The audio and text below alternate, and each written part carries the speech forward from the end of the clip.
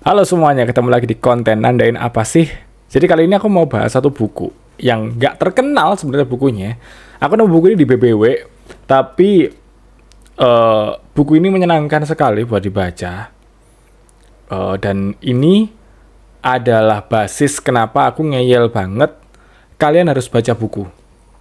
Sebenarnya kalau dirangkum ya dalam beberapa kalimat gitu, buku ini ngejelasin pentingnya literasi dalam perkembangan umat manusia. Terutama bagaimana masyarakat tuh nggak akan bisa maju ke level berikutnya tanpa adanya literasi. Jadi ini sebenarnya buku sejarah, tagline-nya adalah How Media Shape History from the Alphabet to the Internet. Yang nulis namanya William J. Bernstein, judulnya adalah Masters of Word. Masters of the Word. Gitu. Mari kita baca dari aku nandain pertama apa. Jadi teman-teman, tanda pertamaku adalah ini ada satu gambar gitu. Nanti apa aku editin aja kali ya, kayak aku tempelin gitu kurvanya apa aja.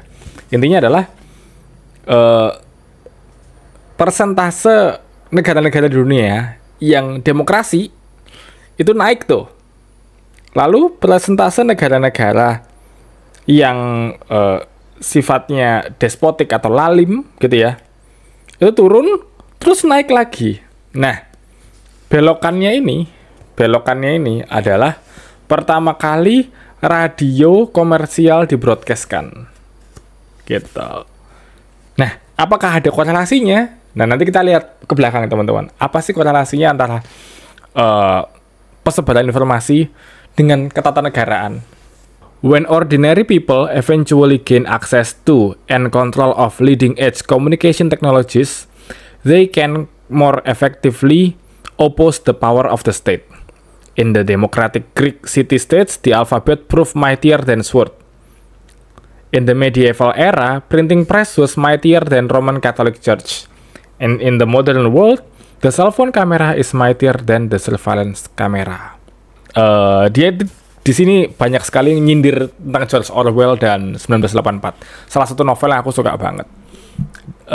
Di sini tuh dia bilang, aku nggak tahu tanda ini apa nggak ya, nanti kita lihat belakang ya. Tapi dia bilang, kayaknya Orwell bakalan kagum deh sama kemajuan sekarang, karena ternyata kita nggak diawasi oleh pemerintah dengan cara ngasih kamera di mana-mana. Kita yang secara volunteer mengkamerakan diri sendiri dan mengunggahnya di sosial media. Jadi, eventually orang-orang di elit global juga tahu kita ngapain.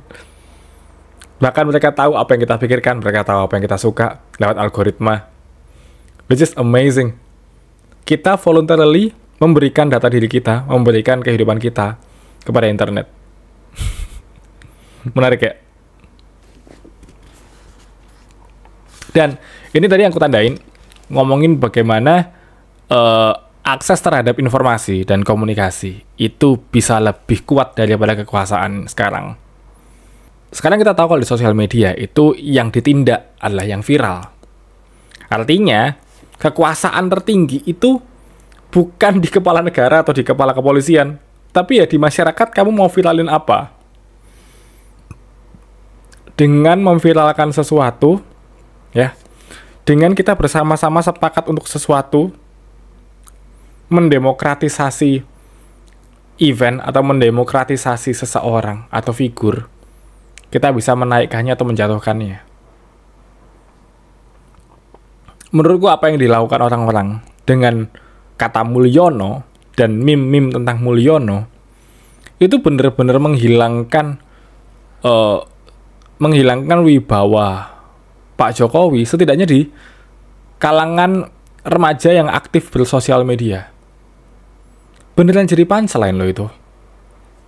Mungkin ada politisi-politisi yang berargumen, tapi kalau kita ke akar rumput, orang-orang masih sayang Pak Jokowi. Iya, orang-orang yang tidak terkoneksi dengan meme Mulyono tadi. Atau mungkin mereka lihat, tapi mereka detach aja. Tapi mereka pun juga sebenarnya terkoneksi dengan hal yang lain. Dengan ombak yang lain, dengan informasi yang lain. Jadi, powernya itu di komunikasi dan informasi. Jadi power sesungguhnya adalah di informasi dan komunikasi. Ini agak out of topic sih, tapi adik aku kan belajar Ilkom ya. Keputusan sebenarnya dia tuh nggak tahu mau ngambil apa, but aku yang akhirnya, kalau kamu nggak tahu ngambil apa, I think sesuatu yang nanti akan gede di masa depan dan akan kepake selamanya dan kamu bisa kemana aja, kayaknya Ilkom deh. So ambil Ilkom.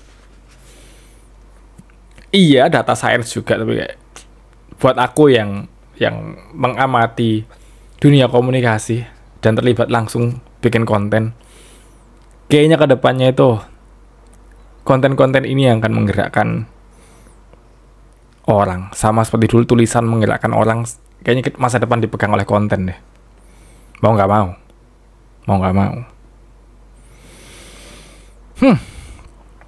Ini sih sebenarnya tanda berikutnya adalah sejarah aja teman-teman. Ini contoh-contoh huruf awal-awal gimana. Terus ini yang aku tandain adalah si William J. Bernstein menceritakan tentang sejarahnya Epic of Gilgamesh.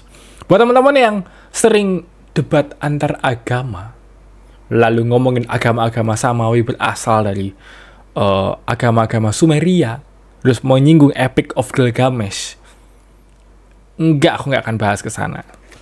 Mari aku bacakan satu paragrafnya ya.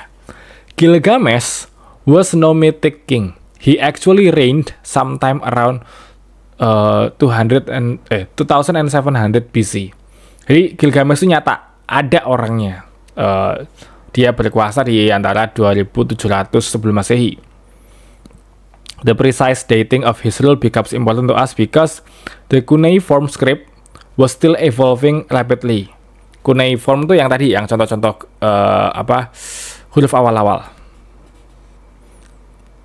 It was capable of enumerating list of nouns and some verbs and transmitting simple commands. It had not, however, developed synthetically to the point that scribes could communicate sophisticated narrative or allow rulers to transmit highly detailed commands. In other words, the reason why Gilgamesh needed the assent of his elders to defend his city was probably that he did not have at his disposal the writing tools necessary to command absolute political control over large number of the citizen. Jadi dia harus menyuruh atau meminta persetujuan dari para tetua-tetua, karena emang dia nggak bisa, belum punya surat gitu loh, belum bisa ngeluarin surat karena hurufnya aja nggak ada. Nah itu pentingnya literasi bahkan untuk memimpin sebuah negara atau memimpin masa. Nah, ingat aku. Jadi yang di sini yang aku pelajari adalah, ini kan tadi udah kita ngelihat sejarah literasi kayak bagaimana tulisan itu bisa menggerakkan orang. Nah terus lanjut ke bab berikutnya, itu judulnya adalah The ABC of Democracy. Jadi bagaimana masyarakat-masyarakat yang mulai terdidik ini, mulai terliterasi ini, menciptakan yang namanya demokrasi secara perlahan. Nah, demokrasi pertama yang dilakukan oleh masyarakat yang tercatat di dalam sejarah adalah pengucilan atau ostrakisme. Jadi, secara komunal kita sepakat untuk mengucilkan satu orang tertentu. Jadi demokrasi pertama kali bukan untuk memilih orang menjadi pemimpin, tapi untuk menyingkirkan satu orang tertentu atau bahkan menyingkirkan satu suku tertentu. Jadi di waktu itu orang bisa jadi hero di 1 tahun, terus tahun depannya patungnya diruntuhin, 2 tahun lagi patungnya diberdiriin lagi. The power of ostracism. Demokrasi. Ini yang ku tandain lagi adalah keberadaan perpustakaan Alexandria. Inilah perpustakaan legendaris yang konon katanya merangkum semua gulungan yang ada di dunia, terus hancur begitu saja. Jadi selain mitos-mitosnya, nggak ada ruins atau bekas-bekas bangunan yang dipercaya ini loh, Library of Alexandria itu di sini. Jadi Library of Alexandria itu cuman mitos aja. Bahkan mitosnya tuh bergeser seiring siapapun yang jadi penjahatnya. Ini kalau ini ya, gue bacain ya.